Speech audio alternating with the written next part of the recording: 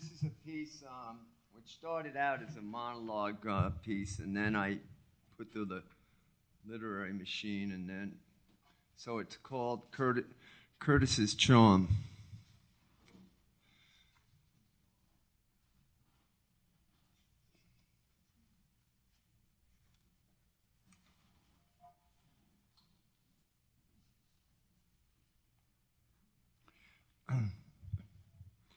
I ran into my old friend Curtis yesterday, way uptown, the edges of Harlem.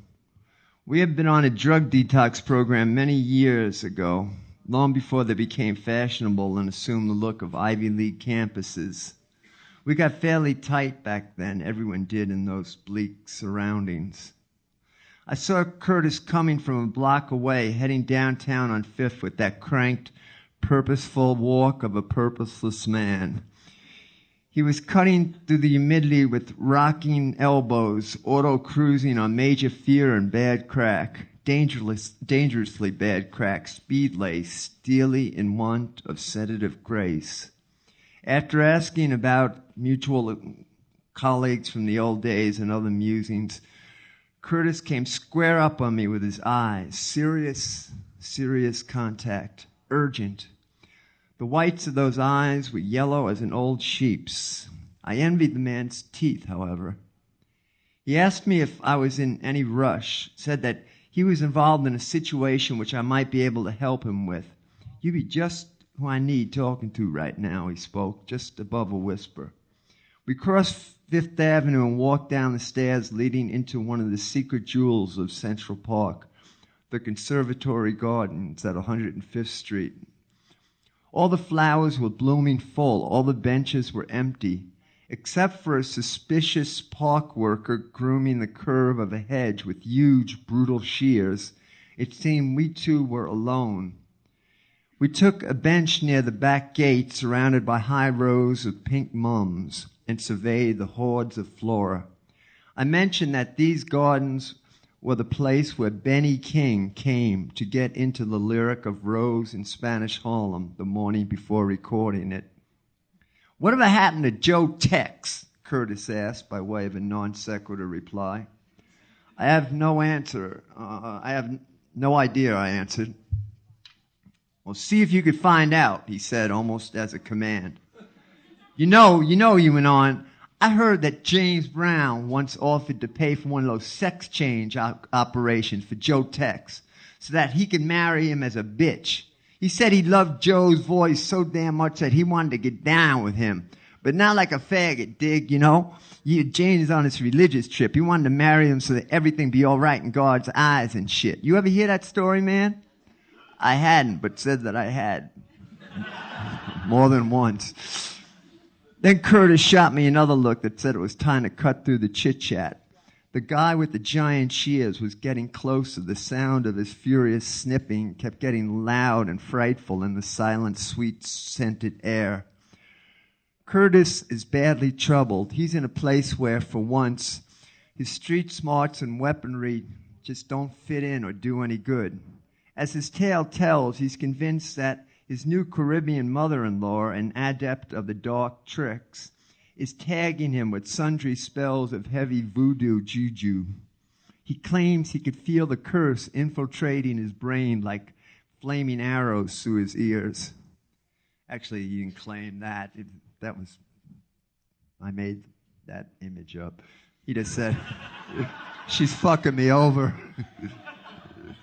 That was a literary machine put.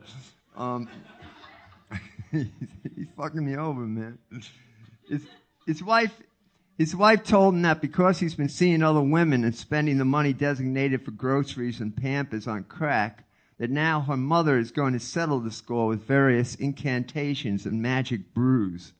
He tells me that right as we are speaking, there is a brass crucible in the old hag's apartment with his name on it, and with his photograph and some snippings from his privates resting within. And any hour now, he states, pacing back and forth, nearly trampling a row of peach hibiscus, this old bitch is going to take something from one of them voodoo supply jars she got all over the house and toss it onto my picture in that there bowl. My wife says if it be some kind of herbs or shit tossed in, then I'll be all right. That all it's going to do is straighten me out, smarten my ass up and shit and keep me in line. But if her moms wants to get down to business, then she's going to take a scorpion or some other creep poison bug from them jars. And then I'm going to be one sorry-ass black man, hurting like a motherfucker. And there ain't nothing, not a damn thing that any straight-up doctor can do. I was shifting all over the bench during Curtis's rant. His fear was genuine, his eyes widely palpitant with it. And I knew now that he had opened the ventilation shaft, that I was in this problem for the long haul. It wasn't the type of day I wanted to spend disarming delusions either. It was only 10:30 a.m., but the grace period of cooler morning air had already disappeared. The temperature was heading toward the mid-90s again, and the humidity was conjuring steam from the garden growth. The well-tended, even lines of flora suddenly seemed more like a virgin rainforest. The sweat from Curtis's black pores flowed free from his face as the porous neurons of madness, demons, and drugs fired through his mind. It seemed yellow-tinted, this sweat, as if from years of orange methadone biscuits and bad cocaine cut. Listen, he went on, I know what you're thinking, but I know this woman's shit be working on me lately. Like, I've been doing some weird stuff lately, or better said, some weird shit's been being done to me. Like the other day, I passed out smoking a plain old joint.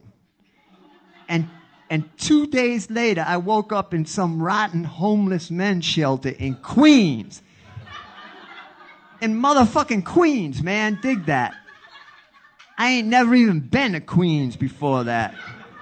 It caused all sorts of problems. I missed my face-to-face down at welfare, and they held up my digit for 8 damn days. Got in trouble at the methadone clinic as well. They went and lowered my dose so that each bottle I sell on the streets be worth $5 less than before. And when I get home and tell my wife what happened and why I was gone, she tells me all nonchalant that I just got hold of some bad grass, like it was angel dusted or some such nonsense. But I know, God damn it, that it was her mama at work with her evil shit. But the worst part of this by far is what I've been seeing lately.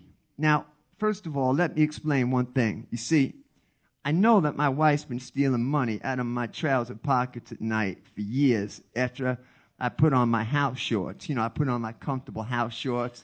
I got that old chair I sit on and watch Western movies. You remember how much I like Western movies, man? Still do. So I've been hiding the bread the last couple of weeks. But it don't do no good now because with her powers, my wife's old lady could see where it be hid by rattling some beads and looking into this bowl of, it's green water. It's a bowl of green water that she's got in the living room table. And then she just goes and tells my wife.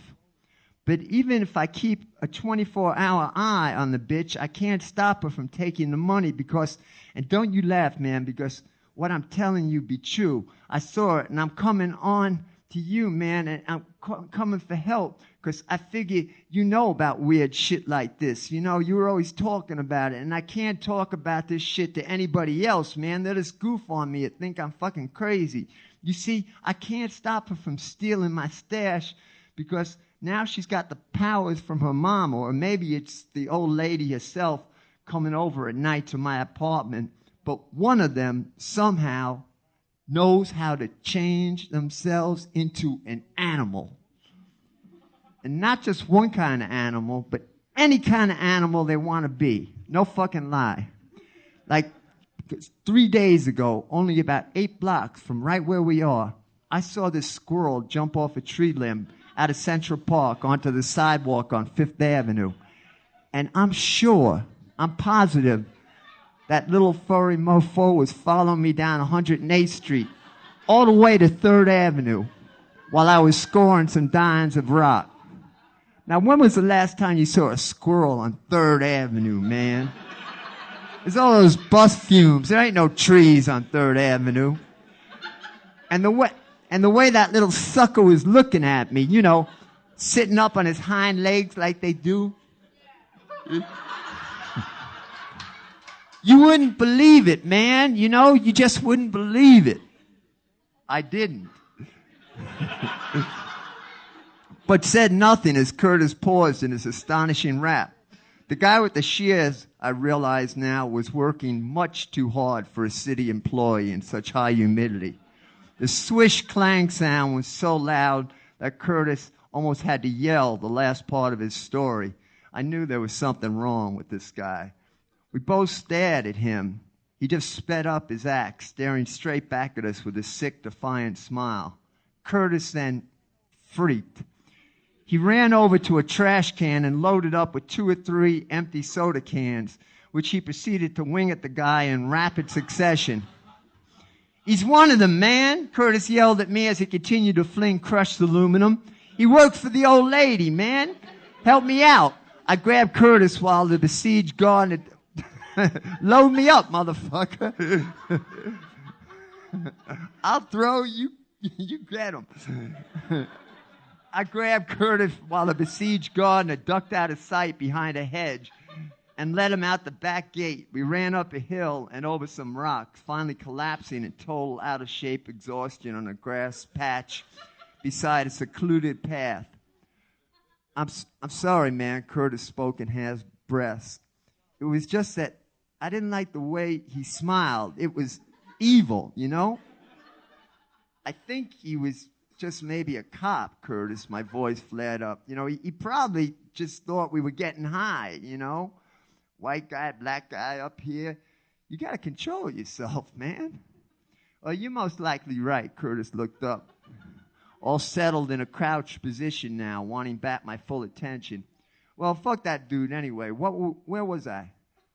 You were being spied on while purchasing drugs by a squirrel, I answered.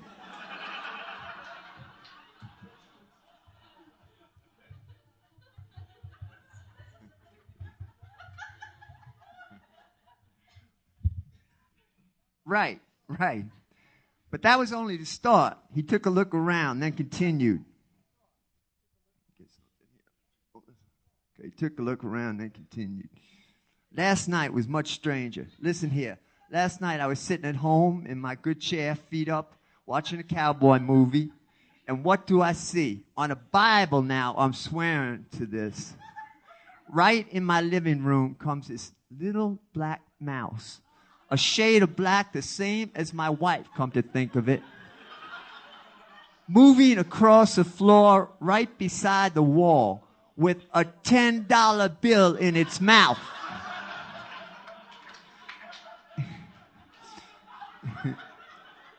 It was stopping after every 10 feet or so, looking around all sneaky like a thief or something, with a $10 bill in its motherfucking mouth, man. And it was coming straight from the direction of the loose plastic bricks at the bottom of the phony fireplace where I've been hiding my money. I looked over at the brick and could tell it had just been moved, just a tiny crack, just enough for a little mouse arm. So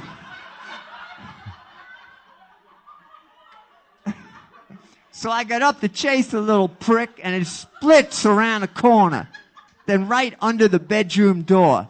I fling the door open immediately, but it's gone, nowhere in sight. But my wife is just laid out on the bed, all naked and chilled, with a big shit-eating grin on her face. I know she had that $10 bill stashed somewhere, and I know the only reason she'd be naked was because she just changed back from being a mouse and didn't have no time yet to put something on. I mean, she don't walk around naked in the house. We got 3 kids. So you tell me, man, can her mama or anyone have the power to change someone into a mouse or a squirrel? You tell me, man, because if the old bitch can do that, then I know any curse she puts on me is going to work and my butt be burning. Curtis looked up at me in wounded animal terror. The expression on his face was that of an onlooker at a lynching in some great turn-of-the-century photograph. I knew that if my old friend Curtis's fears were, in his mind, very real, I knew they were, and if anything, had become a perfect ally for the mother's sympathetic magic, real or imagined. He asked again if I thought such powers of transmutation possible, if I'd read about these kind of voodoo spells and curses. I told him how shape-shifting was big in the Middle Ages, but it pretty much petered out as of late, making a short and abortive comeback in the late 1800s in France. I assured him that even if her credentials were genuine, it was not at all likely his mother-in-law could turn his wife into either mouse or squirrel. Then I explained what I knew regarding homeopathic magic, breaking it down into subsections of contagious and sympathetic magic.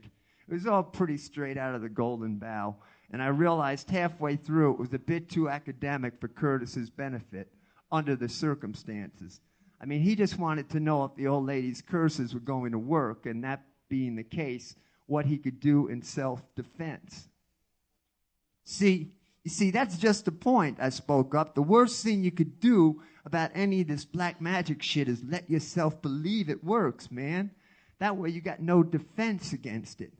I mean, the thing to do, Curtis, is think righteously and purify yourself. Then any curse aimed at you will be thrown back off you and returned to the sender, working against them 7 times stronger than when it was sent. How am I supposed to purify myself at this point, man? Curtis said. I mean, we're like 2 fucking germs talking to each other here.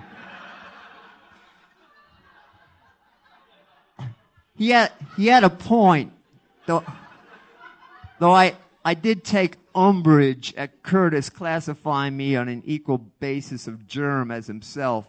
I convinced him that I had made great strides since we first knew each other as drug-infested microbes towards purifying myself, at least to the degree where I could deal efficaciously against the forces of evil which he had incurred.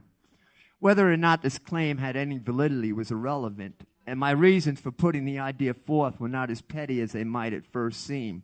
The fact is that I had come up with a plan, and one of its essential aspects was gaining my man Curtis's unswerving belief and assurance that I had the power to carry it through. The situation was clear. I had no chance of assuaging Curtis's terror by any psychobabble pep talks. He wasn't buying that shit, and who could blame him? He had been tailed by a squirrel and stood by helplessly as an Afro mouse who was his wife raided his stash and made off with a $10 bill. Now, I was going to fight this battle on a fire versus fire or magic versus magic basis. I'd match her spell for spell. No matter if I didn't have the purity to take place for it, I had a plan and good intentions on my side. I took out my mini notebook and ripped out a blank page. I held it up in front of Curtis's face. That same strange sweat just moaning from his pores. Now we could take care of business, man, putting aside all that bullshit of why and how. What you need is some magic of your own, man, some sort of protective charm or talisman to block out this insinuating evil and neutralize it for good. That be exactly what I need, Curtis perked up. That's what I wanted all along, man. But can you do it? Can I do it? I sneered, my tone rebuking him for his doubts. Of course I could do it, man. You got to trust me. You said yourself, I know about this stuff. My main mission at this point was instilling total belief in the spiritual sleight of hand which I was winging. I've got a spell to match anything the dark forces can toss your way, proven and powerful. I picked it up from this great holy man on the island of Cyprus. They call him the Magus of Stavros. Curtis was visibly impressed by this arcane-sounding appellation.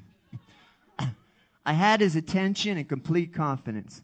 Actually, the Magus does indeed exist, as does the prescription for protection I was about to lay on Curtis. As for how legitimate its powers were, I could not say, since I had only read about it in a book about the holy man. certainly had the simplicity, precision, and elegance of a prayer, quite genuine to both the heart and the mind. Naturally, again, whether I possessed any semblance of the purity of spirit essential to performing the task was another matter altogether. I bent down on one knee and laid my notebook across a day-old New York Post. I realized the moment I first laid my felt tip onto the paper that I must have had more faith in the maggots than I realized, because I suddenly felt some overwhelming sense of blasphemy. Referring again to what I'd read in the book, I shut my eyes and pictured a ball of white light unwinding from my hand and surrounding my entire body for protection from the astral demons. Still, I heard this tiny voice in my head, this tiny street voice that always stays with me, repeating the phrase, "You kidding me, man? You kidding me with this shit?" I looked up at Curtis. I was now really pissed off that he had dragged me into all this shit, that he had summoned the tiny voice. But I'd waved that blank paper as a promise in his face, and I had to deliver. I began forming the lines on the paper. The first symbol on the bottom part of the page, I divided it in two parts. Maybe I say that, so I shouldn't say it now. But the top and bottom, I drew a line in the middle. And wish we had a blackboard. I could show you an actual facsimile of it. But the first symbol was the Star of David, centered in the bottom half of the page. Then around it, I drew 4 small crosses, north, south, east, west.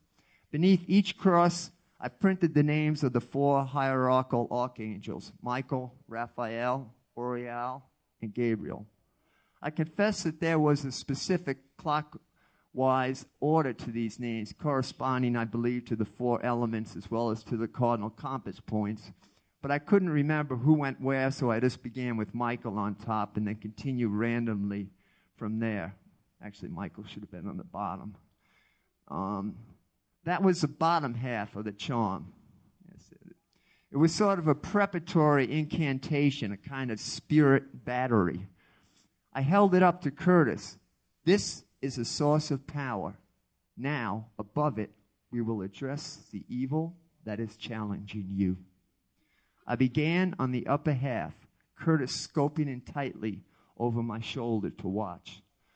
The first designation here was a snake, representing the evil. Up until now, everything was straight, basic lines and letters, but this required some slight ability of basic draftsmanship, a gift which I have never come near possessing. Nevertheless, I got on with it, and the result seemed satisfactory enough to me. It was a snake. As I lifted the pen a moment from the page, Curtis snatched the paper up and held it between us, his hand trembling with rage. "What you drawing a picture of a cock for, man?" he exclaimed vehemently. "I thought that this be good magic, holy and good, and you're drawing a dick, man." "That's a snake, not a damn cock, for God's sake," I sighed, lifting the paper out of his hand. "Here, let me fix it up a bit." I embellished some rings around the snake rendering, then added a rattle on its tail and a long forked tongue darting out all nasty from its mouth. I held it up again for Curtis's perusal. "Still looks like more like a dick than a snake," Curtis went on. "Just got a little fork coming out of the tip of its mouth now, like one of them little lobster forks." The fact is, it actually impressed me that Curtis knew what a lobster fork looked like. But I was still pissed off. "Listen, man, it's just a symbol, you know?" I shot back peeved. "I am no fucking photorealist, okay? Besides, maybe that's what your dick looks like, but not mine." I was coming down to the last sign. I drew a bolt of lightning which started from the very top of the page and passed right through the snake's neck. It continued on to mid-page and ended. A righteous zapping of the serpentine evil archetypes by the celestial hierarchies. I had Curtis sign the spell at the bottom corner. Then I folded it in a series of elaborate angles. It was supposed to wind up as a neat, tiny pyramid of paper, but it came out looking more like some prehensile bad Coke bindle. No matter, it was close enough, and Curtis accepted it with a great reverence and relief. He started to dance. "Now I got the mojo, man. Now I got the mojo," he exclaimed, placing it in his pocket. "Don't flaunt it, Curtis," I told him. "Don't flaunt it, man. This is protection. You don't use it against people. By the way, according to the Magus, you have to take that to a church and sprinkle a little holy water over it. That's very important. Any Catholic church carries this stuff right in the back." Episcopalian? I didn't say that. Whatever the real potency of the Magus' diagram, its effect on Curtis was exactly what I hoped for. His faith in the folded charm was absolute. His hands kept caressing the pocket which held it. I myself was wiped out, wanted to get away from there and soak my brain into something fresh and forgetful. We came out of the park at 98th Street and 5th. Curtis split uptown, turning around after every 20 feet or so with some new gesture of thanks.